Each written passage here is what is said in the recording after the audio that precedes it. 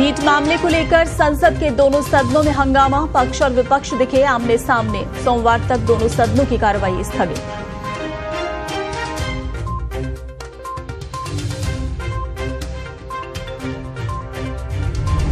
झारखंड में जमीन घोटाला मामला, पूर्व सीएम हेमंत सोरेन जेल से रिहा, करीब 5 महीने बाद मिली बेल।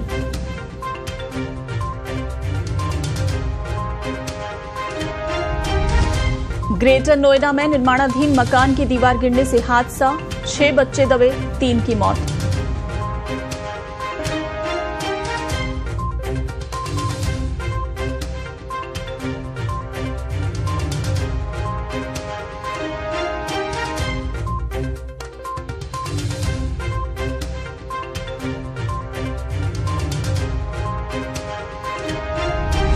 दिल्ली में हुई बारिश ने तोड़ा 88 साल का रिकॉर्ड, सड़कें गलियां जलमग्न, हर तरफ पानी पानी। राजस्थान के भी कई जिलों में ऑरेंज अलर्ट।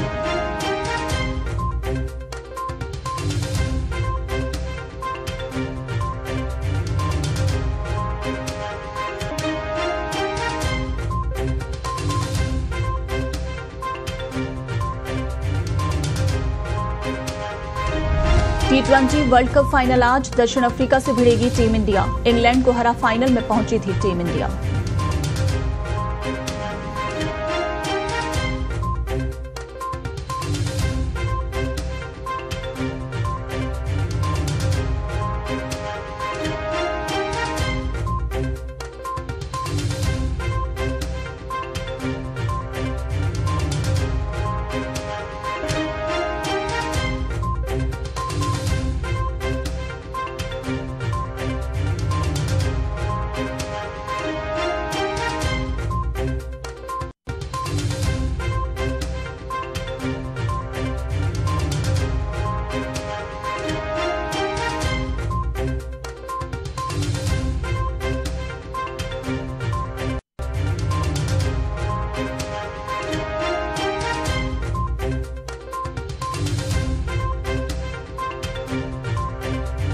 भीषण गर्मी और पानी की कमी का सामना करने के बाद अब दिल्ली के निवासी सड़कों पर बाढ़ जैसी स्थिति का सामना कर रहे हैं। शुक्रवार की बारिश के बाद राजधानी की सड़कें, अंडरपास सब जलमग्न हो गईं, जिससे राष्ट्रीय राजधानी में लंबा ट्रैफिक जाम लगा रहा। हालांकि ये पहली बार नहीं है जब दिल्ली ने मानसून की बारिश के साथ ऐसी स्थिति देखी है। डूबती हुई कारें, बसों और घरों के दृश्य आम हो गए हैं। मौसम विभाग के अनुसार सफदरजंग वेधशाला, जो दिल्ली का प्रमुख मौसम स्टेशन है, उसने 28 जून की सुबह तक 228.1 मिलीमीटर बारिश दर्ज की और ये जून के औसत 74.1 मिलीमीटर से 3 गुना अधिक है और 1936 के बाद से जून में होने वाली सबसे ज्यादा बारिश है। वहीं बारिश को लेकर अब राजनीतिक आरोप प्रत्यारोप का खेल भी शुरू हो गया है, जिसमें बीजेपी और कांग्रेस आप और दिल्ली सरकार को घेरने की कोशिश कर रहे हैं। जलभराव के जवाब में एलजी ने दिल्ली सरकार के मंत्रियों और नेताओं के साथ उच्च स्तरीय बैठक बुलाई, लेकिन सवाल ये है कि बारिश के बाद दिल्ली की दुर्दशा के कारण क्या है, जिम्मेदार कौन है। दिल्ली बीजेपी के प्रवक्ता प्रवीण शंकर कपूर ने मेयर डॉक्टर शैली ओबेरॉय और आप नेता जैस्मीन शाह की आलोचना की। उन्होंने कहा कि भारी बारिश के बाद हुए जलभराव और अव्यवस्था के लिए बहाने बनाना उचित नहीं है। उन्होंने बताया कि मौसम विभाग की चेतावनी के बावजूद मेयर शैली ओबेरॉय की तैयारियों के दावे गलत साबित हुए, क्योंकि प्रमुख स्थानों पर पानी के पंप विफल हो गए। वहीं इधर दिल्ली प्रदेश कांग्रेस कमेटी के अध्यक्ष देवेंद्र यादव ने मानसूनी बारिश के बाद जलभराव और ट्रैफिक जाम के कारणों के लिए आप सरकार की जल प्रबंधन और नाला सफाई की व्यवस्था की आलोचना की। यादव ने नाला सफाई प्रक्रिया में कथित बड़े भ्रष्टाचार की जांच की मांग की। उन्होंने आम आदमी पार्टी और बीजेपी दोनों सरकारों की अक्षमता को उजागर करते हुए बताया कि दिल्ली एयरपोर्ट, रेलवे स्टेशन और रिहायशी कॉलोनियां जलमग्न हो गई। उन्होंने जल मंत्री आतिशी के निवास पर जलभराव की विडंबना पर भी ध्यान दिलाया, जिन्होंने हरियाणा से अधिक पानी की मांग की थी। वहीं स्थानीय निकाय जैसे दिल्ली नगर निगम, एमसीडी और अन्य नगर पालिकाएं शहर के ड्रेनेज और सीवर सिस्टम की देखभाल के लिए जिम्मेदार हैं। बारिश से पहले दिल्ली की नाला सफाई नहीं होने से नालों में गाद भर गई और सड़कों पर जल भराव हो गया। दिल्ली सरकार भी कई कारणों से महत्वपूर्ण जिम्मेदारी रखती है। अपर्याप्त शहरी योजना और प्रभावी ड्रेनेज समाधानों को शामिल करने में विफलता के कारण जलभराव वाले क्षेत्रों की संख्या बढ़ गई। प्राकृतिक जल निकासी के माध्यमों पर अवैध निर्माण और अतिक्रमण समस्या को और बढ़ाते हैं। शहर के पुराने ड्रेनेज इंफ्रास्ट्रक्चर की नियमित सफाई और रखरखाव में उपेक्षा की वजह से बार बार रुकावटें आती हैं। विभिन्न नगर पालिकाओं और राज्य एजेंसियों के बीच खराब समन्वय से बिखरी हुई प्रतिक्रियाएं होती हैं और भारी बारिश की घटनाओं के लिए अपर्याप्त तैयारी स्थिति को और खराब कर देती है। इसके अलावा शहरी हरित क्षेत्रों में कमी और प्राकृतिक जल निकायों का कुप्रबंधन बारिश के पानी के अवशोषण को रोकता है। अपर्याप्त नीति और सफाई में देरी समस्या को और बढ़ाते हैं। इन चुनौतियों का सामना करने के लिए सरकार को ड्रेनेज इंफ्रास्ट्रक्चर को आधुनिक बनाने, नियमित रखरखाव शेड्यूल लागू करने, शहरी योजना प्रथाओं को शामिल करने, अंतर एजेंसी समन्वय में सुधार करने, नागरिकों को स्वच्छता बनाए रखने और अतिक्रमण रोकने की आवश्यकता है। दिल्ली में कुछ क्षेत्र केंद्रीय सरकार के अधिकार क्षेत्र में आते हैं, जिससे जिम्मेदारी की एक और परत जुड़ जाती है।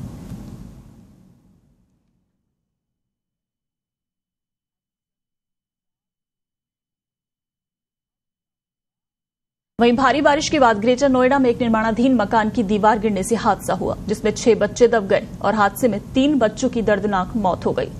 मृतक बच्चे जो कि अपनी नानी के घर स्कूल की छुट्टियां बिताने के लिए आए थे। सूचना के बाद भारी पुलिस फोर्स मौके पर पहुंची। 3 घायल बच्चों का इलाज अभी भी जारी है।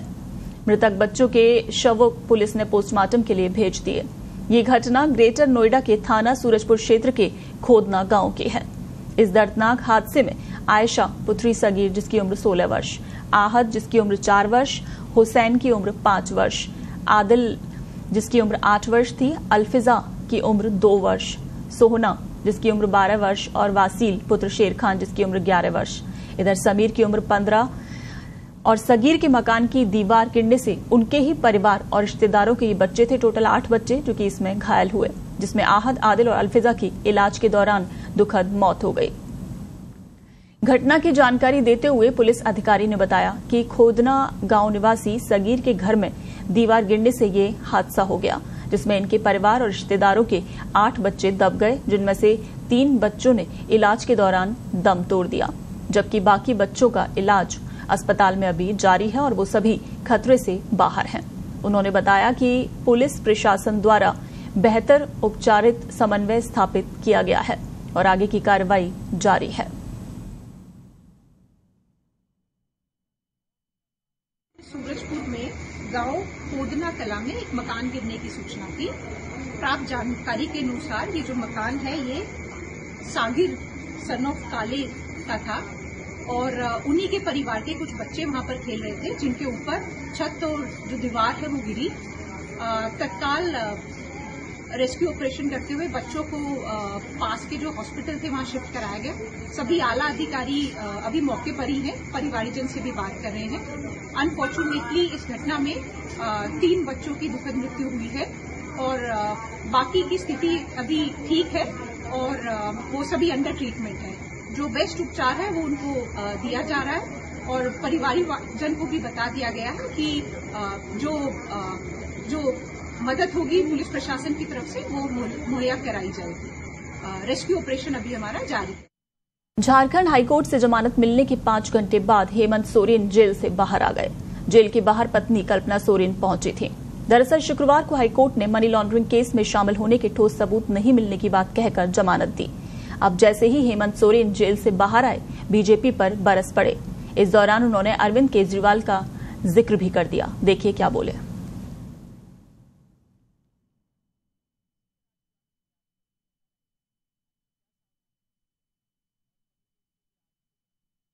अब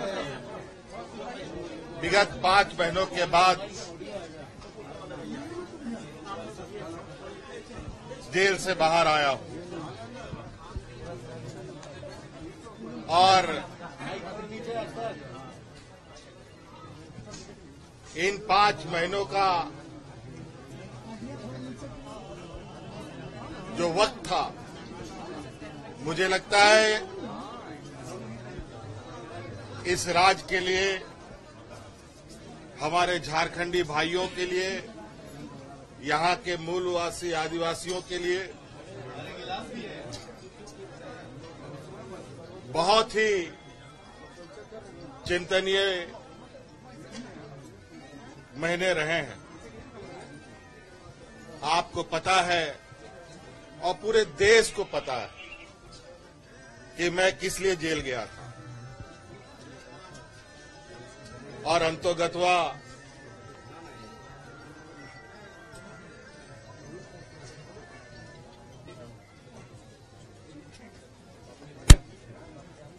न्यायालय ने अपना न्याय सुनाया है और उसी के तहत मैं आज बाहर हूं। मैं न्यायालय का आदर करता हूं, सम्मान करता हूं, लेकिन कभी कभी ये चिंता होती है कि जिस प्रकार वर्तमान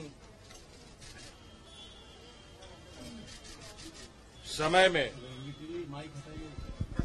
आज के दिन राजनेता, समाजसेवी, लेखक, पत्रकार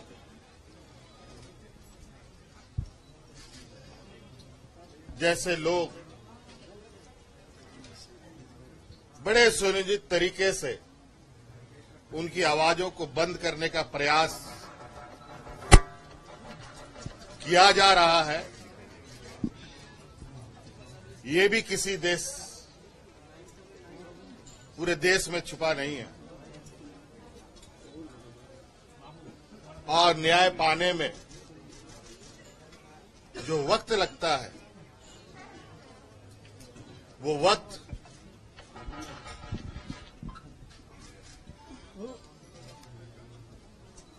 जो सामान्य वक्तों से महत्वपूर्ण वक्त होते हैं, उन वक्तों को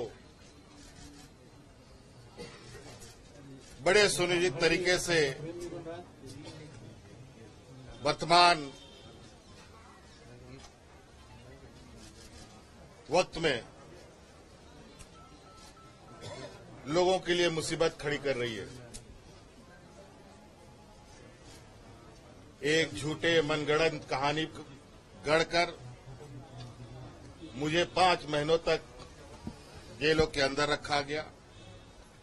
इसी प्रकार आप देख रहे होंगे देश के अलग अलग हिस्सों में कहीं पत्रकार बंद है, कहीं सरकार के विरुद्ध आवाज उठाने वाले लोग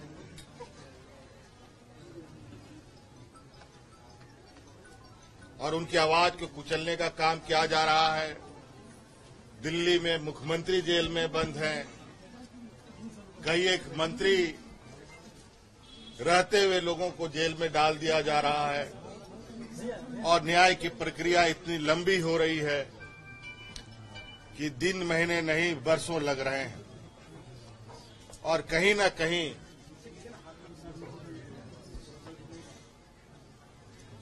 जो लोग पूरी शिद्दत के साथ अपने अपने राज्य, अपने अपने समाज, अपने अपने देश के प्रति अपने दायित्वों का निर्वहन कर रहे हैं,